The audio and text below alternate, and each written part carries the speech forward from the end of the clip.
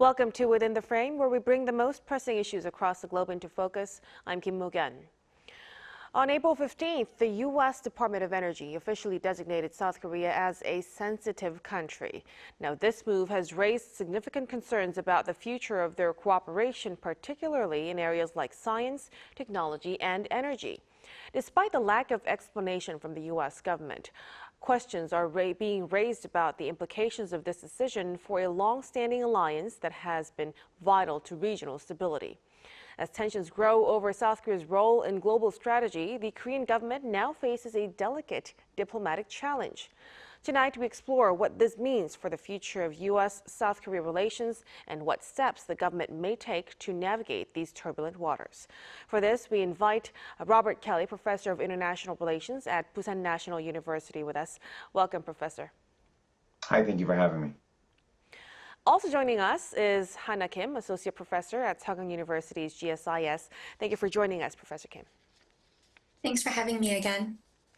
So let's start a discussion with Professor Kelly. So last week, America's measure to include South Korea on its sensitive country list went into effect, but there still hasn't been exact reasons that has been identified for designating South Korea as a sensitive country. How would you read into this? Yeah, it's actually sort of really not well understood why Acting Ambassador Yoon has spoken to this publicly, only saying that it was mishandling of sensitive data. There's not really been much further on that, which tells me sort of one of two things. First, this is sort of like a kind of Donald Trumpian thing where Donald Trump is trying to sort of express his displeasure with South Korea, and this is a way of indicating that.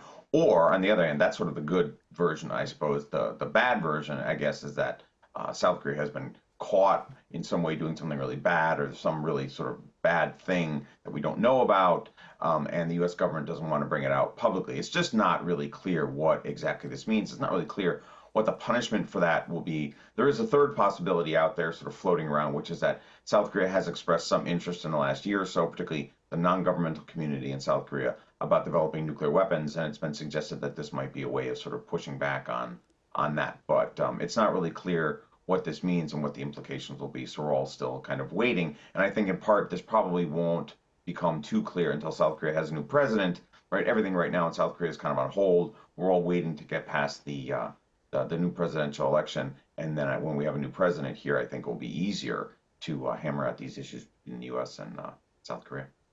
Right. So this lack of transparency does leave a lot of room for speculation, and we'll really have to see how the situation unfolds with a new administration coming in. Now, while the U.S. has stated that its intent to continue close cooperation with South Korea remains, there still are concerns that the latest measure could hinder bilateral cooperation in science and energy sectors as well. Professor Kim, what specific disruptions are anticipated? So as Professor Kelly mentioned, there is a lack of clarity right now, and because of that, it's very difficult to state exactly, but it is likely that there will be several disruptions. This may include limitations on research or joint R&D, joint research and development collaborations. There may also be some disruptions in academic exchange programs for not just students that are studying abroad, but also for visiting scholars and other academics. And there may also be delays in U.S.-funded joint research programs. There may also be some limitations on technology transfer, since the U.S. DOE, the Department of Energy, may restrict or prohibit the transfer of critical technologies to South Korean universities and private companies. And this is because in general, there are many restrictions on countries that are listed as sensitive countries due to potential leakages of sensitive information. But that being said, I don't think this is something that we need to be overly worried about at the moment, at least right now, because recently South Korea exported nuclear technology to the University of Missouri, which was the first such case in 66 years. Also, the U.S. government has stated, at least explicitly, that there are no new restrictions externally and that they will continue to cooperate closely with South Korea. So I think the main concern right now is whether this can have some symbolic effects or impacts on the ROK-U.S. alliance. Right, so there would be effects, but nothing too much to be worried about as of this moment. Now, Well, thankfully, South Korea was included in the lowest tier category for countries with relatively low levels of concern, which is labeled other designated countries. Professor Kelly, what impact do you think this move has in terms of ROK-US alliance? Um, Mild. I think as has been sort of mentioned in our discussion, there may be some limits on particularly sensitive cooperation. Again, some of that stuff is taking place behind closed doors. Things we won't know too much about, exchanges and things like that. I would imagine again that there's probably a fair amount of signaling behind the scenes from the U.S. about South Korea and nuclear weapons. I have the feeling that that's kind of where this is actually going. But I think on the broader issues, I don't actually think it's really that important, in part because I don't think that Donald Trump actually knows or follows this stuff enough to actually really care that much. It's not clear that Secretary Hegseth, for example, in the Defense Department, is going to be around long enough for this to really sort of undercut the relationship. So it may have certain restrictions on particular energy-related issues, but that's not really where the core of the alliance is, right? And the core of the alliance, I would argue, is basically a security one, right? And then beyond that, there's the trade relationship, and this is orthogonal to that. I'm not convinced that it's actually going to have a major dramatic effect. I would argue that what you're going to get from the White House, particularly from Donald Trump and the way he addresses allies and the way he thinks about trade deficits, that's what really matters. And that's going to really shake things up here in the next 6 months, is my guess. Right. Now, last month, Trade Minister An Duk-kun has urgently traveled to the U.S. for negotiations, but he failed to prevent the implementation of this sensitive country designation. Professor Kim, the South Korean government says it may take more time to have the designation lifted.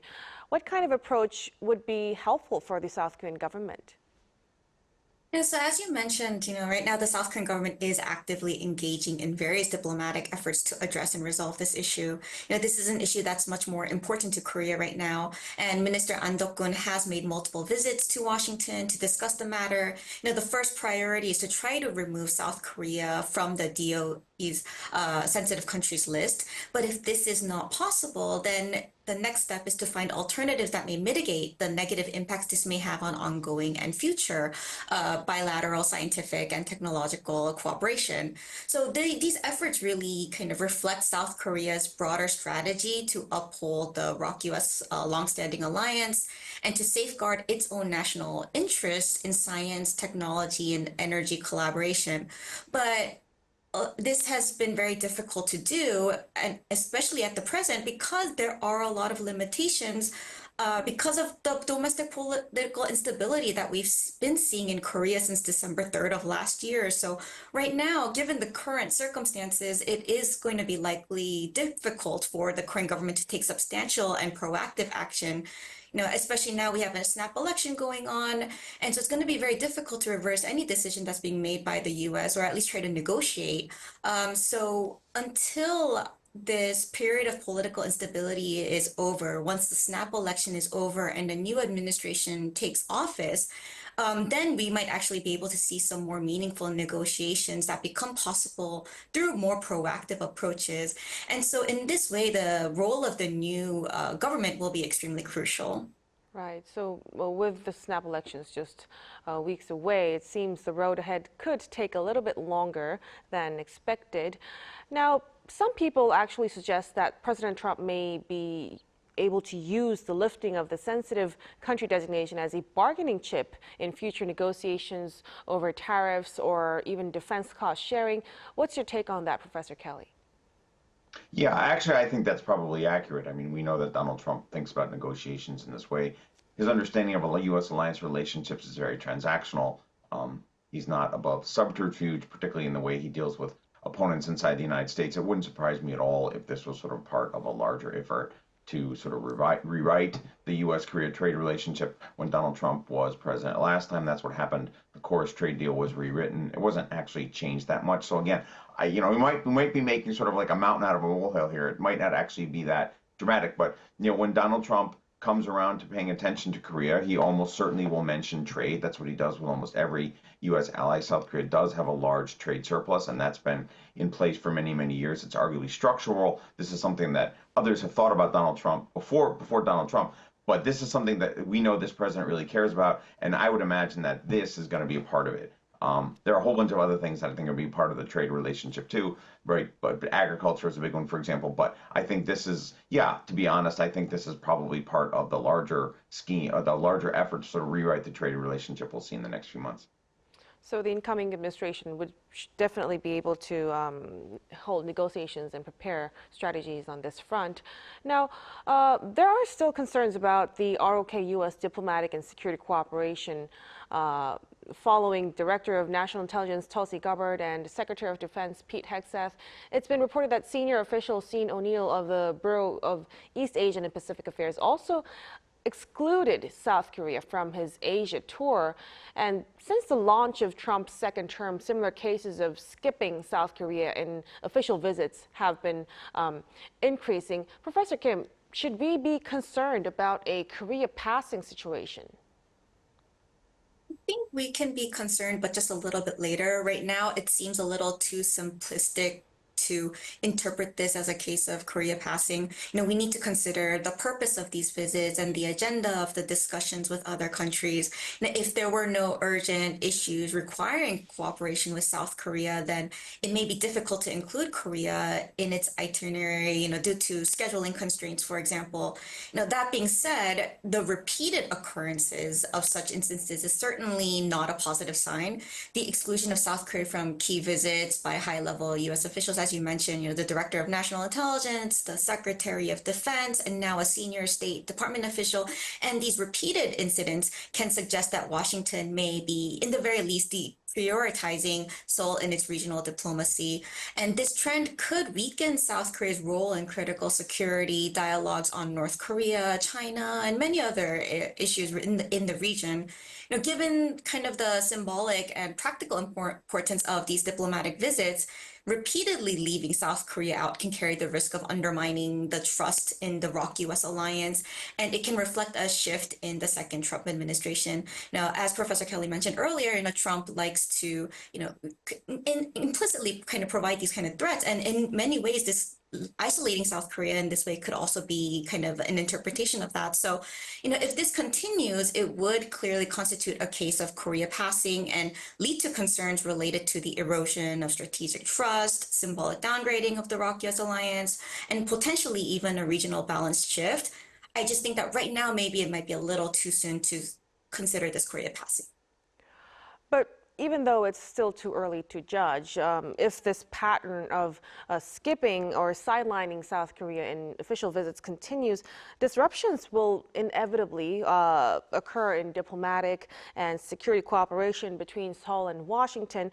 Professor Kelly, what kind of diplomatic response strategy would you recommend for the South Korean government?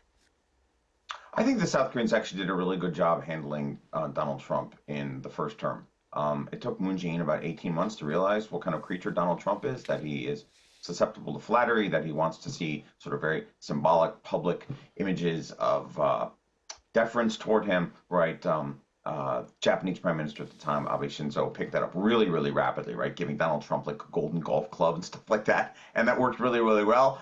And then the Trump administration backed off pressuring Japan. It took, I think, a while for the Koreans to come around to that. And then when it did, Moon Jae-in started talking about how Donald Trump deserved to win a Nobel Prize, which nobody actually believed, but he said it anyway, just to keep Trump happy. And that is what I would argue that South Korea should do again, right? Because Trump loves that kind of stuff, and that is the best way to diffuse him and to get his attention elsewhere, right? If you confront Trump the way, for example, the Ukrainian President Zelensky did right there in public in the White House, boy, that leads to a huge explosion, and then who knows where it leads. Now, I think in the Ukraine case, it was probably wise because the Ukrainians are on the ropes anyway. They're fighting the Russians. But, here in South Korea, my argument always has been with Trump is to just manage him, to give him a little bit of what he wants. If he asks for a little bit more money for basing or something like that, South Korea's a wealthy country. Just give it to him and get him to go off and worry about something else. Because if you don't, if you challenge him publicly, then you get an explosion. And I don't think that's wise for South Korean foreign policy, because I do think Donald Trump would consider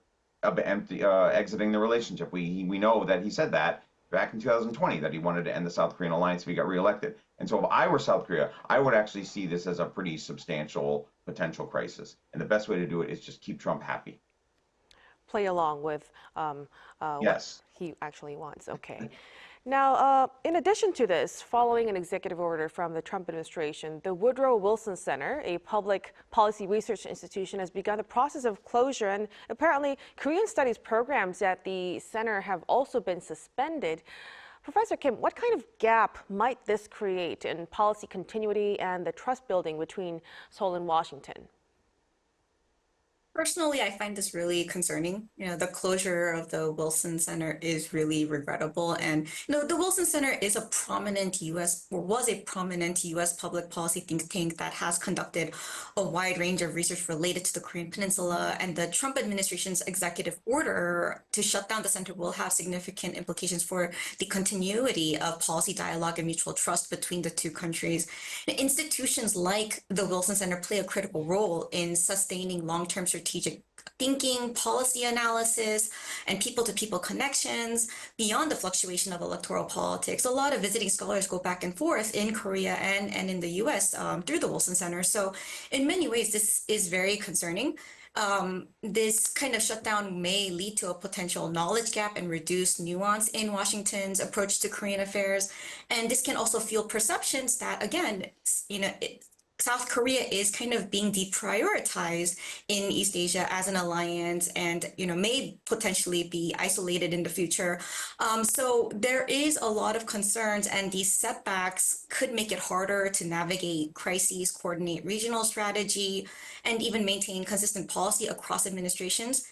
Unfortunately, this is a problem that's not unique to the Wilson Center. We may potentially see more of this, and many other think tanks already are focus on North Korean human rights have already lost government funding, and this is leading to suspension or significant downsizing of related programs as well. So when research centers and programs are abruptly and unilaterally terminated due to shifts in government policy, this can eventually disrupt many of the policy continuities that we would see. So because of these kinds of shutdowns, I believe that mutual trust between South Korea and the United States will inevitably be affected by this, and it will be damaged to some extent. So this is concerning on many different levels, and it can have significant impacts, not just on South Korea and the United States and the alliance, but in the academic community as well.